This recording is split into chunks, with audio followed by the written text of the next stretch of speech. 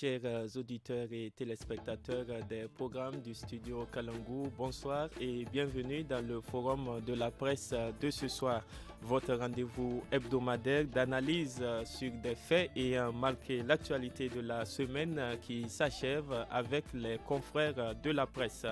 Au menu du numéro du forum de la presse de ce soir, d'abord le coup d'État perpétré le 24 janvier 2022 au Burkina Faso par des militaires.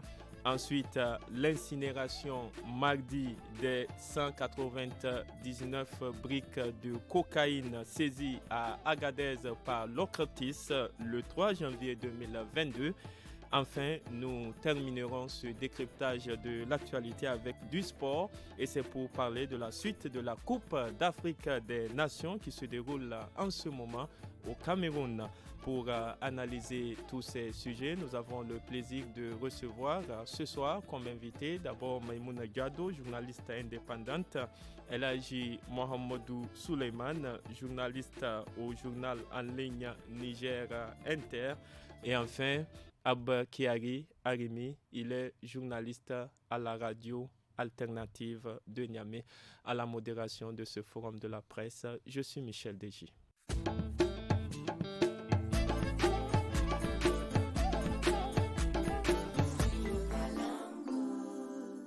Une fois de plus, bienvenue si vous venez de nous rejoindre pour le forum de la presse de ce soir. Commençons avec le coup d'État perpétré le lundi 24 janvier 2022 au Burkina Faso. Un putsch qui a commencé par une série de mutineries dimanche au niveau de plusieurs casernes militaires. Les mutins avaient au tout début exigé le départ des chefs de l'armée burkinabé ainsi que le renforcement des moyens de lutte contre le terrorisme qui touche ce pays depuis 2015. C'est le lundi soir que le mouvement patriotique pour la sauvegarde et la restauration MPSR, une junte militaire dirigée par le lieutenant-colonel Paul-Henri Sandaogo Damiba, a annoncé à la télévision nationale burkinabé cette prise du pouvoir accompagnée de plusieurs mesures dont la suspension de la constitution burkinabé, la dissolution de l'Assemblée nationale et du gouvernement, ainsi que la fermeture des frontières terrestres et aériennes et un couvre-feu de 21h à 5h du matin sur toute l'étendue du territoire burkinabé. Maïmouna Diado, que faut-il savoir davantage de ce coup d'État intervenu le 24 janvier dernier au Burkina Faso? Ok, Michel, merci. On pressentait déjà l'arrivée de ce coup d'État parce que avec l'insécurité qui était vraiment d'actualité au niveau donc, du Burkina, il y avait des activités, donc des humeurs au sein donc, de la population. Il y a eu plusieurs manifestations un ras-le-bol généralisé donc, de tout ce que nous connaissons. Donc ça veut dire qu'on pressentait déjà le coup d'État. Pour vous, c'est un coup d'État prévisible? C'est un coup d'État prévisible parce que, en fait, dans un pays, quand il y a l'injustice sociale, quand il y a l'insécurité où personne ne sait comment est-ce qu'il faut régler cette insécurité, où il y a les grognes des uns et des autres. Donc, vraiment, ça pressentait déjà ça. Bon, maintenant, le coup d'État est là, mais qu'est-ce qu'il faut, il faut faire après le coup d'État? C'est ça qu'il faut, il faut analyser. La situation du Burkina aujourd'hui doit interpeller nous autres, le Niger, les pays qui sont vraiment voisins au Burkina Faso, c'est surtout le Niger. Parce que je me dis, déjà, c'est un pays qui est affaibli par l'insécurité. Aujourd'hui, il y a eu un coup d'État. Mais comment est-ce que donc, ces dirigeants comptent, en tout cas, relever le défi par rapport d'abord à l'insécurité? Il y a ce que je me dis, les frontières qui sont fermées. Entre déjà la CEDEAO, qui a mis une pression sur les autres pays, parce que c'est une pression pour moi. Il ne s'agissait pas de fermer les frontières entre le Burkina et le Mali ou entre le Niger et le Mali, mais il fallait trouver une solution. Donc tout ceci a fait en sorte qu'il y ait vraiment le coup d'État.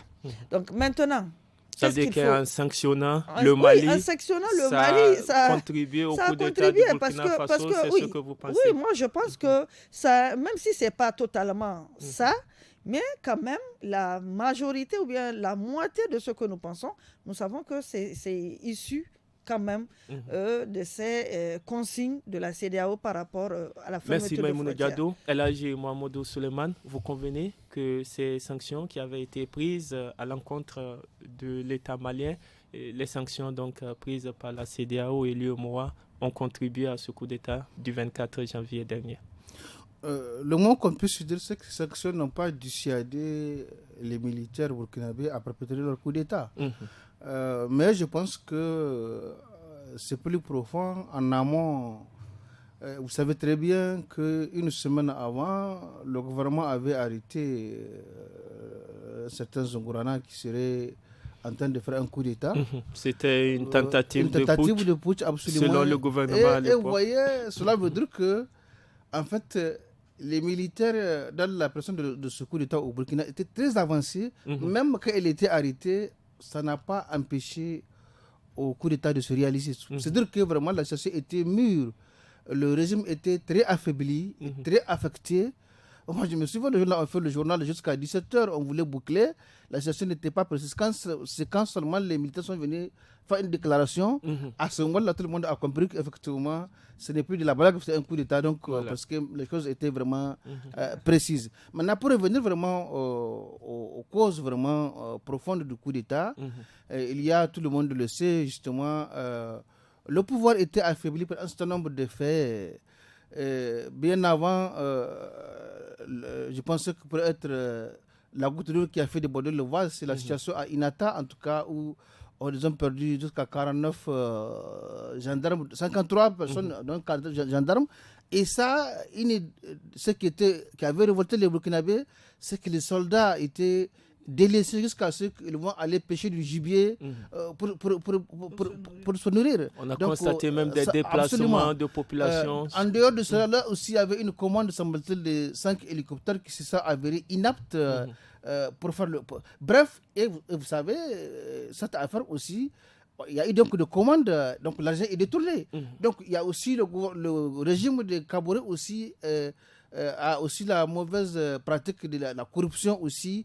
Donc, ces pratiques-là aussi, quand vous essayez de voir, même d'un point de vue aussi au niveau des forces qui ont milité, le balai citoyen, entre autres, qui ont vraiment lutté pour l'avènement du régime, après avoir fini avec le régime Blaise, ces forces-là sont opposées justement. Ça veut dire que vous convenez que c'était prévisible? Vous voyez, à la grande surprise de tout le monde, après le coup d'État, on a plutôt vu des forces qui sont allées soutenir les militaires. Il n'y a pas eu de force. Et au Burkina, justement, le pays de Sankara, il y a une confusion, par exemple. Il y a aussi une information où on veut dire qu'ils ont libéré Diendéré, le général Diendéré, qui serait impliqué dans une autre affaire de Blaise, du régime Blaise. Donc, mais je pense que les militaires ont compris, ils ont fait un démenti pour dire que non, le procès Sankara se poursuit. Il va me reprendre le lundi prochain. Donc, bref, c'est de vous dire qu'il y a un certain nombre de raisons qui ont vraiment justifié ce coup d'État,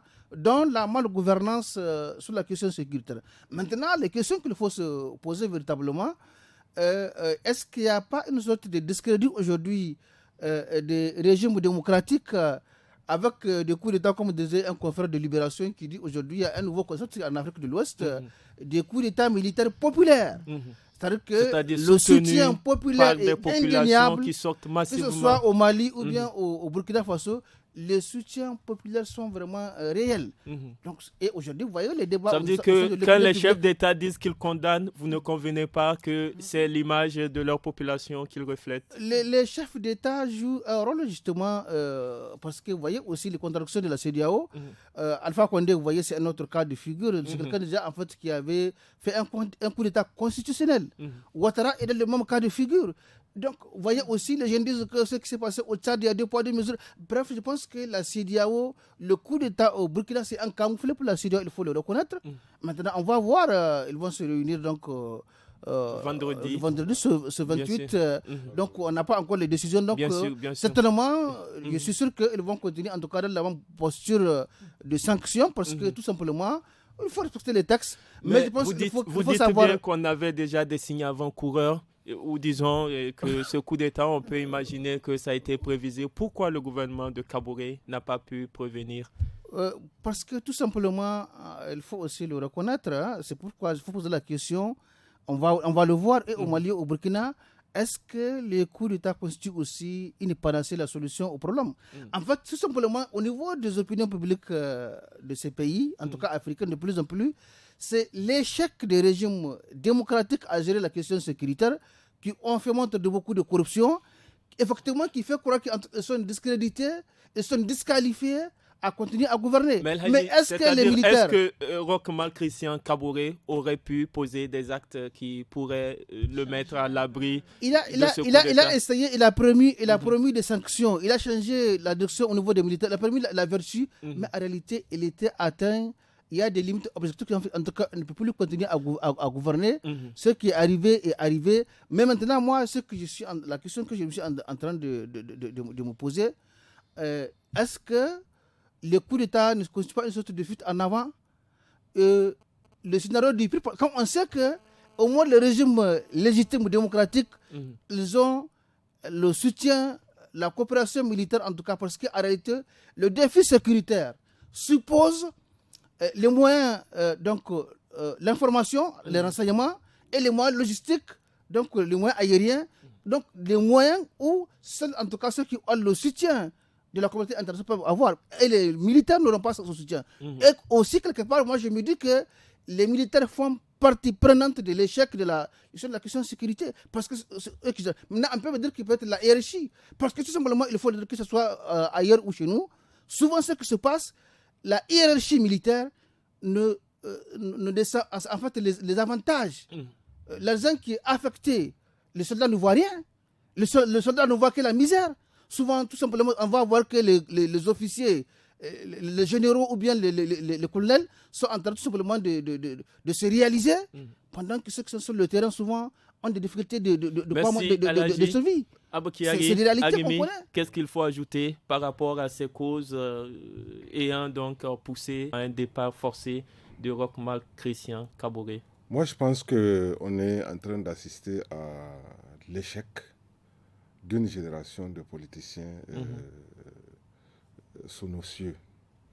Ceux-là qui se sont fait passer vraiment pour les apôtres de la démocratie, n'est-ce pas, qui, une fois aux affaires, n'ont rien de démocrate, n'est-ce pas, ils ne veulent pas laisser les citoyens jouir des droits que la démocratie les confère, ils veulent s'éterniser, ils perpétuent la corruption, le détournement des deniers publics, et on est venu à un moment où l'unique solution généralement qui se présente à nous, au peuple du Sahel, actuellement, c'est ce coup d'État. La démocratie a ses règles, mais ces règles-là ne sont appliquées que quand ça arrange nos princes qui nous gouvernent.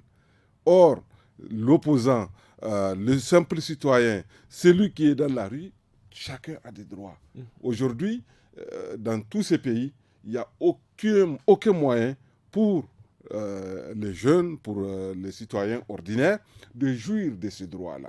Et ce qui fait que les gens se sont retournés, parce qu'on oublie que nos armées, on est opposé à bien d'égards, n'est-ce pas? Il y a un hiatus entre nos armées et nous, mais quand les choses se compliquent, les gens se retournent aussi vers cette armée-là, parce qu'elle est malgré tout issue quand même du peuple. Et c'est la force qui arrête la force. Il ne faut pas être étonné quand ça arrive n'importe où, et c'est à cela que nous sommes en train d'assister. Vous voyez, au Burkina, le président est arrivé au pouvoir après vraiment ce que nous avons connu dans les années 90, n'est-ce pas? Mais on oublie que c'est quelqu'un qui est issu aussi du sérail de l'équipe du régime qui est tombé. Il a juste quitté le bateau à temps. Et donc, ce n'est pas étonnant que ça arrive. Et c'est lié vraiment au comportement de tous ces dirigeants, malheureusement, que nous avons, qui font semblant d'être des démocrates, mais qui ne sont en rien des démocrates. Donc, c'est là, les mêmes causes produisent les mêmes effets. Les mêmes causes produisent les mêmes effets. Voilà. Permettez-moi justement de rappeler qu'en moins de 18 mois, ce sont 3 coups d'État qui sont enregistrés dans cet espace communautaire de la CEDEAO. En août 2020, c'était contre le président malien Ibrahim Boubacar Keïta, IBK. En septembre 2021, contre le président guinéen Alpha Condé. Et en janvier 2022, contre le président du Burkina Faso, Roch Marc Christian Kaboré. Pourquoi ces coups d'État en Afrique de l'Ouest? Écoutez, c'est l'échec d'une génération de démocrates, entre guillemets. On a atteint la limite. Nous sommes à une croisée de chemin. Je ne sais pas si c'est la meilleure solution pour nous que les armées prennent le pouvoir. Je pense qu'on doit continuer à croire à la démocratie, mais une démocratie qui va désormais franchir un pas. C'est-à-dire, il n'est plus question que quelqu'un vienne au pouvoir et qu'il oublie que c'est un peuple qui l'a fait venir au pouvoir. C'est vrai, il y en a qui ont volé pour venir, il y en a qui ont forcé, qui ont rempli des urnes pour venir et tout, mais il y a un peuple qui est derrière ça. Et quoi qu'on dise, le peuple, même s'il n'ouvre pas sa bouche, même s'il n'a pas la capacité, le mécontentement social généralisé aboutit toujours à quelque chose et c'est généralement les coups d'État. C'est ce qui arrive et on espère que ces militaires qui sont nos frères, n'est-ce pas, qui sont issus de la population, prendront vraiment la mesure des choses pour que, en quittant ce pouvoir-là, ils mettent en place des pouvoirs démocratiques, pas démocratiques imposés de quelque part. Pas les militants le candidat d'une puissance internationale, non. Des gens qui seront élus par la population et on doit trouver les garde-fous nécessaires pour qu'on soit au service de la population. Mais ce n'est pas le cas. Merci les gens beaucoup. se permettent de voler comme ce n'est pas possible. On vous a bien compris. Nous avons donc ce mécontentement. On a l'impression qu'il y a une minorité qui jouit seulement des richesses d'un pays ou bien qui jouissent de leurs droits et tout le reste est là. Et voilà pourquoi on applaudit ces coups d'État. C'est l'impression que vous donnez. Maïmouna Diado, ici, quels sont les grands défis? Nous avons quand même une junte militaire qui est là, qui a pris le pouvoir et qui a chassé le pouvoir donc, qui était en place. Aujourd'hui, quels sont les grands défis à relever par cette junte militaire je voudrais juste dire que tant qu'on serait dirigé par des chefs d'État qui n'ont pas le temps d'écouter leur population, c'est ce qu'il a dit justement, ça risquerait d'arriver. Il faut prendre en compte les aspirations du peuple. Il faut mettre le peuple dans ses droits. Il faut cesser la gabegie. Il faut vraiment cesser le fait qu'il y ait une injustice sociale dans le pays. C'est à éviter. Donc, c'est à éviter. Donc, s'il n'y a pas ces droits, il y a l'injustice sociale, il y a en fait le détournement des biens publics par d'autres citoyens qui pensent qu'ils sont supérieurs à d'autres citoyens, tant que la justice même ne fait pas son travail. Donc, je pense qu'il y aura toujours, entre guillemets, ces coups d'État qui risqueront d'arriver. Donc, pour que ces coups d'État cessent, il faut vraiment rétablir l'ordre constitutionnel. Ça veut dire quoi? Donner à tout le monde son droit, les droits que nous méritons.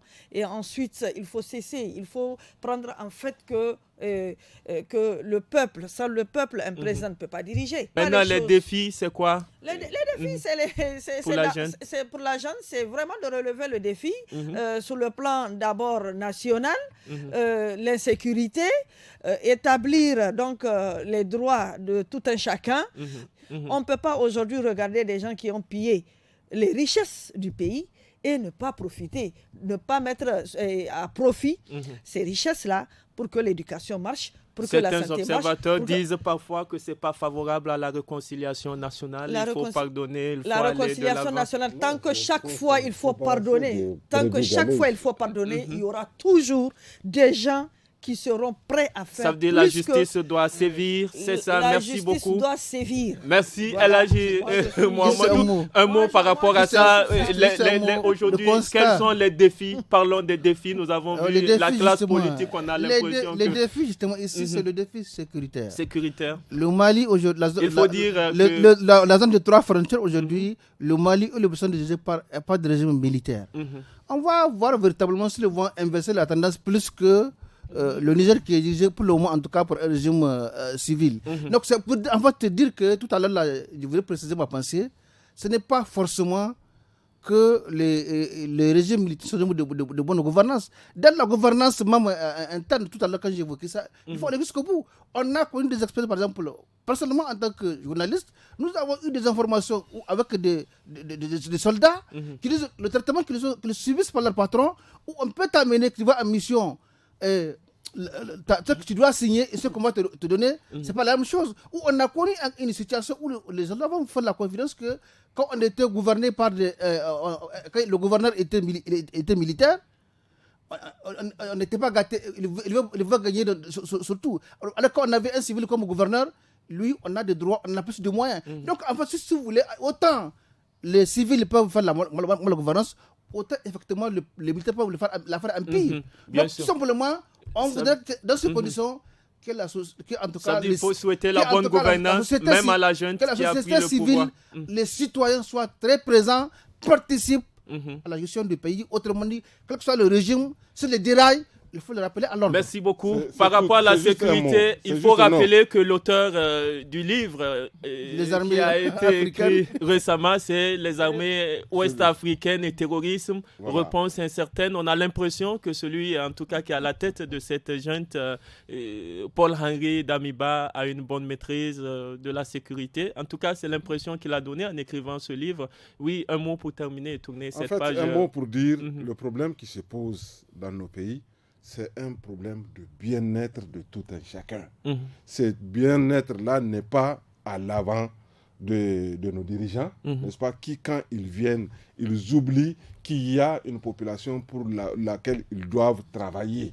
Maintenant, que les militaires prennent le pouvoir, ça c'est la conséquence de leur acte, n'est-ce pas? On ne dit pas que les militaires ne détournent jamais. On en a connu. Il y en a qui se sont fait nommer maréchal. Il y en a en Afrique. Qu'est-ce qu'on n'a pas connu? Mais c'est la force qui a attaqué la force. C'est cette génération de politiciens, ils viennent au pouvoir et ils créent les conditions de s'éterniser. Si ce n'est pas moi, c'est mon frère, c'est mon cercle, mais ça ne peut pas être en dehors. On a d'ailleurs l'impression que ce sont des jeunes qui font ces coups d'État. On a vu Doumbouya, il n'a que 41 ans. Au niveau du Burkina Faso, Damiba, il a 41 ans. Et Assimi Goïta n'a que 39 ans. C'est toute une génération qui a échoué. Et les militaires qui viennent ou ceux qui s'en vont, ils font tout ce qu'ils font en compagnie de civils. Ce n'est pas donc, c'est un groupe d'individus qui n'a pas encore compris que déjà c'est un gros privilège que d'être dans le sillage du pouvoir. Être ministre, ça suffit.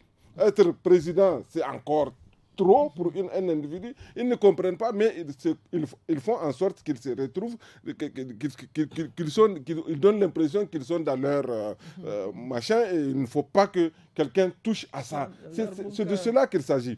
Quelle que soit même l'insécurité, en gros, des études l'ont montré, c'est l'injustice qui est à l'origine de cette insécurité. Ça contribue. Beaucoup de jeunes vont à la recherche d'une protection.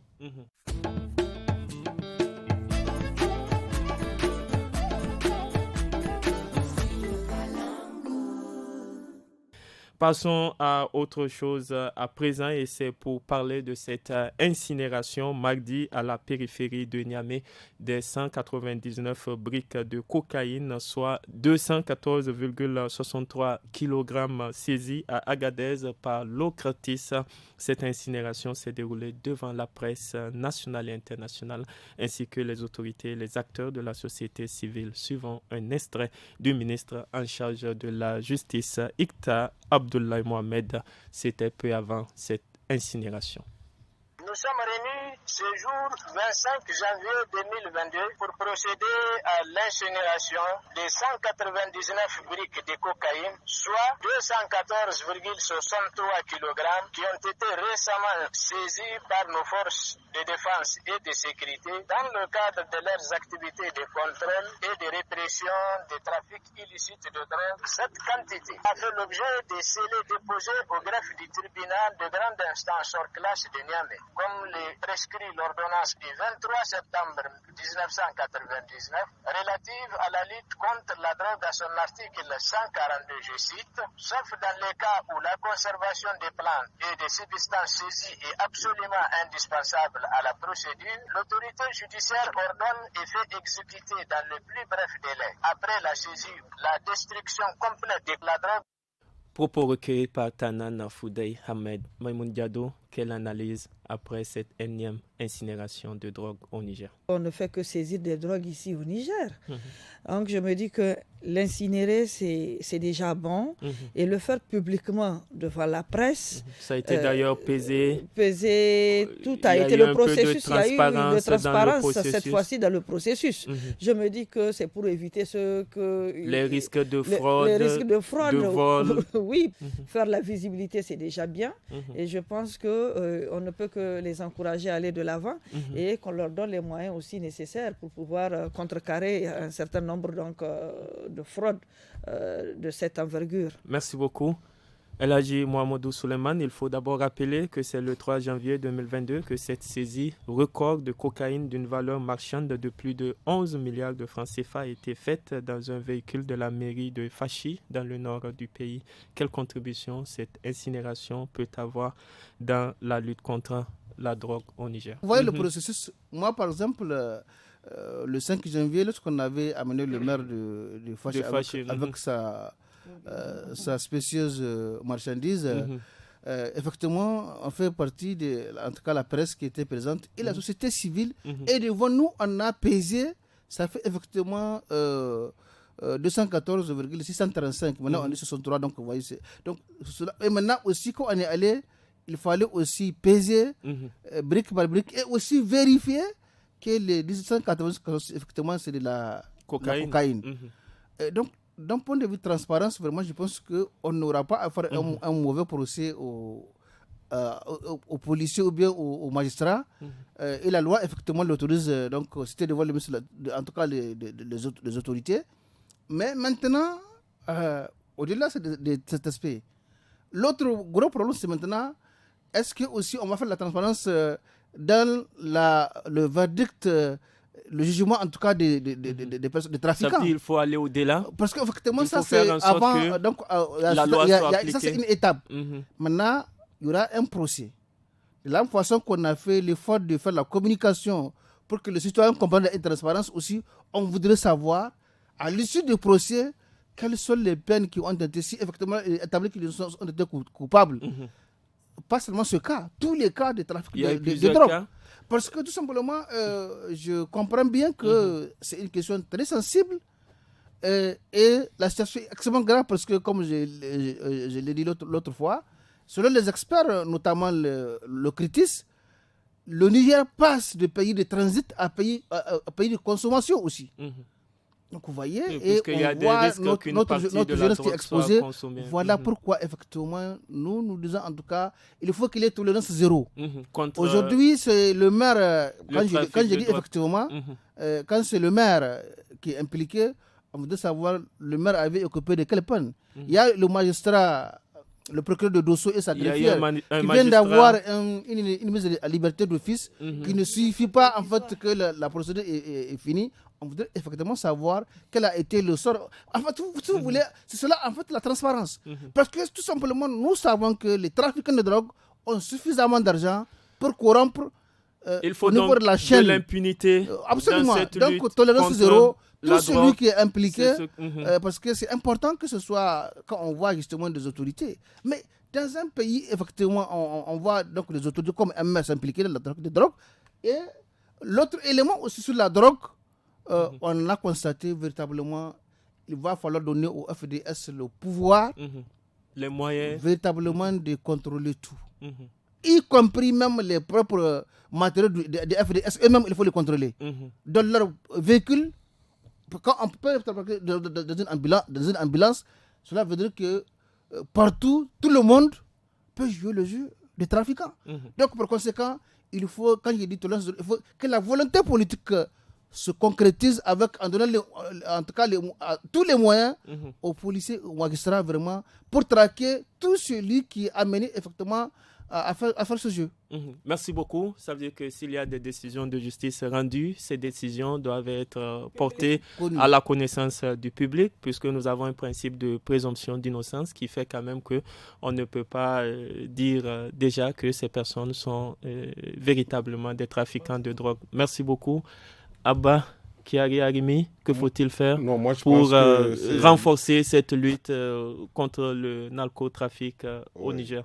Moi, je pense que ce n'est pas en fouillant tous les véhicules qui vont d'ici à Difa, d'ici à Agadez, qu'on va découvrir le plus Mais qu'est-ce qu'il faut pour accélérer la lutte? Le Niger n'est pas un pays producteur de drogue, mais renforcer les capacités de l'OCRITIS davantage, n'est-ce pas? Parce que la police, c'est les renseignements.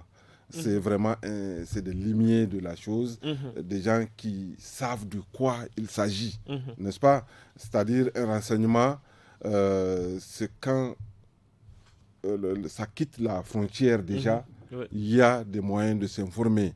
Quand, il y a quelques temps, je disais que le maire de Fachi, n'est-ce pas, ce n'est pas par hasard que la police est venue. Non, c'est parce qu'ils ont répondu.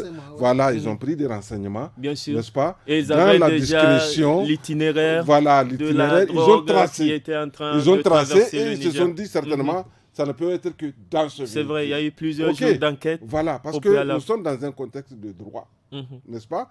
D'aller et de revenir, n'est-ce pas? On ne peut pas se permettre, même pour le simple citoyen, n'est-ce pas, qui va dans son village, tout le temps, à l'aller comme au retour, se mettre à fouiller tout le monde. Non. Ça dit qu'il ne faut pas exagérer, c'est ça vous pensez? Moi, je pense que c'est un travail de police, n'est-ce pas? Nous ne connaissons pas. De la même manière qu'on peut lever le lièvre en tant que journaliste, eux aussi, ils ont des façons de faire. Et quand leur procédure aboutit, qu'on ne s'interpose pas. Bien sûr. Pas, voilà, les FDS, on imagine quand même qu'ils savent quand est-ce qu'il faut fouiller. Et ça veut dire qu'ils ont ce réflexe quand ils ont des suspicions, comme c'est le cas pour le véhicule de Fachi. Je vais préciser ma pensée. Parce qu'on a toujours dit que, bon, jusque-là, nos FDS, nos policiers sont parmi les meilleurs, sont parmi les crédibles. Renforcer cette perception qu'on a vraiment du moyen. Maintenant, comment faire pour renforcer la lutte rapidement? Écoutez, c'est la formation, c'est le matériel sophistiqué dans des pays qui se connaissent aujourd'hui. Quand tu pars en Colombie, les moyens qu'ils ont pour lutter contre ça, c'est au niveau des FDS, mais les personnes qui sont souvent impliquées dans ce narcotrafic... Mais écoutez, ça, c'est les juger, n'est-ce pas, sans discrimination aucune, conformément à la loi. C'est aussi simple. Vraiment, je crois qu'il faut faire preuve de sérénité, vraiment tranquillement, vraiment, c'est un travail normal. La population... La population, ça, c'est les enfants qu'il faut surveiller, à mon avis. Sensibiliser, c'est ça? Sensibiliser, lutter contre vraiment la consommation, veiller au niveau des écoles, à quoi ça peut mener, parce que la drogue, ça peut être la source de tous les maux. Ok, ça peut alimenter l'insécurité, la violence, le vol, le niveau de santé de la population va certainement péricliter. C'est transversal. Merci. Je voudrais préciser ma pensée. Rapidement pour la précision, pour que nous puissions passer. Quand j'ai dit qu'il faut donner les moyens donc, au FDS, notamment aux limiers de l'OCRITIS à faire le travail, c'est parce que justement, on a l'habitude de prendre justement des gens qui doivent dans le cadre de la sécurité. Donc, dans ces conditions, si on peut mettre dans une ambulance, ou bien le maire peut le faire, mais effectivement, lorsque les FDS effectivement, peuvent jouer le jeu, lorsqu'elles suspectent par exemple la sécurité. Voilà pourquoi je dis qu'en réalité, ils ont le droit de fouiller. Il faut que dans le cadre de leur travail, vous comprenez que c'est assez délicat. Mais lorsque effectivement ils doivent le faire, parce que vous voyez, On vous a bien compris. Heureusement, c'est mix, quoi. Ils ont des policiers de tous les corps, les militaires, des gendarmes. Mais j'ai dit, il n'y a pas de quartier quand il est question. J'ai dit en fait l'autre jour que même les véhicules souvent de l'administration, il faut savoir effectivement. Merci beaucoup. Nul n'est au-dessus de la loi. C'est d'ailleurs ce qui a été rappelé par les autorités. Ne demandez pas tous les matins qu'il faut arrêter tout le monde. Merci beaucoup. Terminons ce forum de la presse avec la 33e édition de la Coupe d'Afrique des Nations de football qui se déroule en ce moment au Cameroun. Sur les 24 pays qui prennent part à ce plus grand rendez-vous footballistique africain débuté le 6 janvier, 8 sont qualifiés pour les quarts de finale après les huitièmes de finale de cette Coupe d'Afrique des Nations CAN 2021 qui ont pris fin mercredi soir. Il s'agit de la Gambie, du Cameroun, du Burkina Faso, de la Tunisie, de l'Égypte, du Maroc, du Sénégal et de la Guinée équatoriale. Maïmoun Diado, quelle est la contribution de ce grand rendez-vous footballistique au renforcement des liens d'amitié et de solidarité entre les communautés africaines? Ça a toujours été, mondialement, ça a toujours été reconnu que le ballon rond, en fait, ça arrive toujours à rassembler le monde.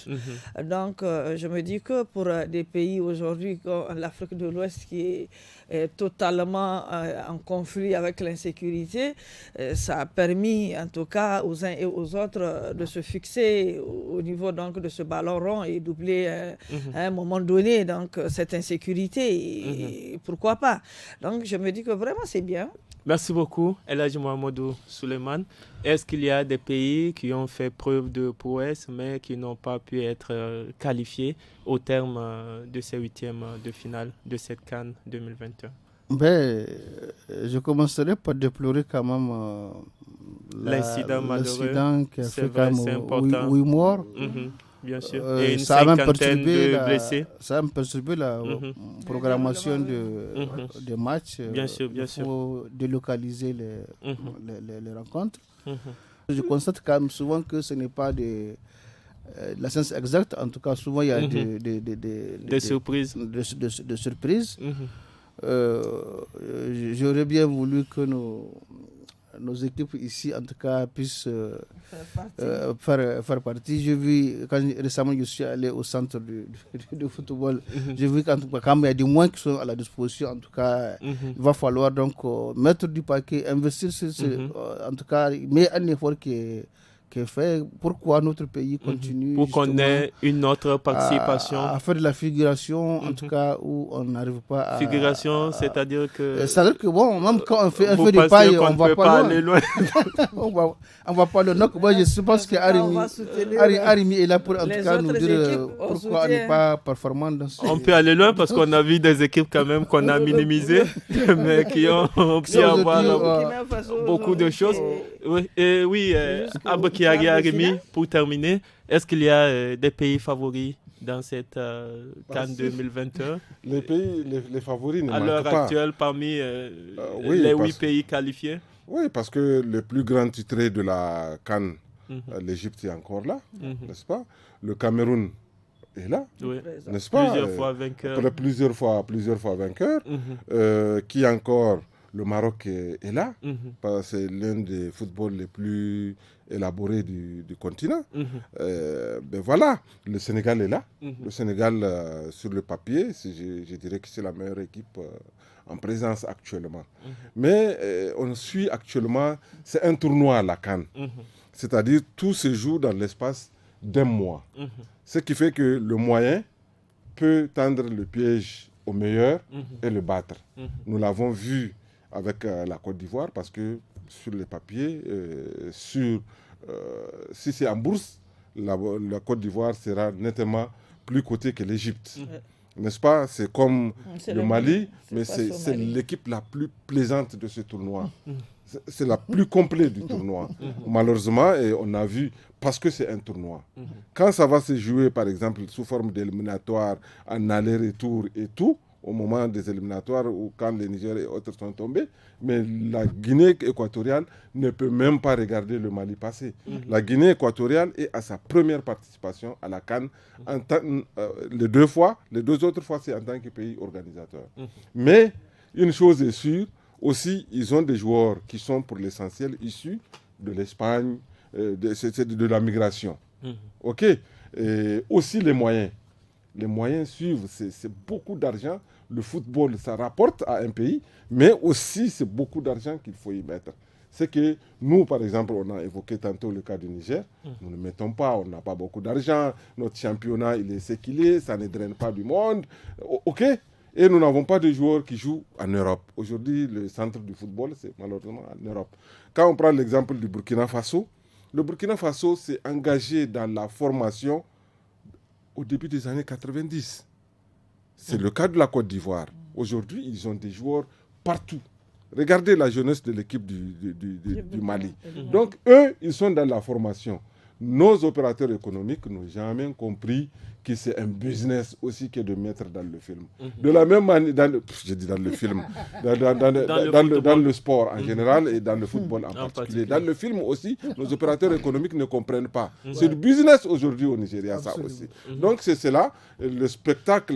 Quels sont vos souhaits pour terminer pour cette CAN 2021? Il faut noter que la CAN 2021, on l'a dit, ce week-end, nous avons donc les quarts de finale qui vont être joués. Ensuite, la fin est déjà prévue pour le dimanche 6 février prochain. Qui ont fait la surprise vont tomber. La CAN, c'est tout un cercle fermé. C'est rarement, depuis 90, moi je n'ai vu que la Zambie qui est rentrée dans le cercle des vainqueurs de la CAN. Encore et toujours, il faut encore attendre le Cameroun. Les gens ne l'aiment pas. Parce qu'ils sont pays organisateurs. 2 fois d'ailleurs, voilà. Ils ont été organisateurs. Voilà, 2 fois seulement en 50 ans. OK, il faut attendre le Cameroun, il faut attendre l'Égypte, il faut attendre le Maroc, il faut attendre le... Ça veut dire qu'il faut attendre... Non, il faut attendre le Sénégal. Mais, par exemple, le Burkina a déjà fait les quarts de finale quand il y a eu la CAN chez eux. Et donc, peut-être ça peut être surprise. Merci beaucoup. Merci. Attendons donc de voir. Chers auditeurs et téléspectateurs, nous sommes au terme de ce forum de la presse du Studio Kalangu de ce vendredi 28 janvier 2022. Merci de nous avoir suivis. Merci également à nos invités, Maïmouna Gado, journaliste indépendante, Elhadji Mohamedou Suleiman, journaliste au journal en ligne Niger Inter, Abokiari Arimi, qui est journaliste à la radio alternative de Niamey. À la modération de ce forum de la presse, je suis Michel Deji. À la technique, au niveau du son, nous avons Mustapha Ayouba. Et à la réalisation vidéo, nous avons Seini Isaka. Excellente soirée à toutes et à tous et au revoir.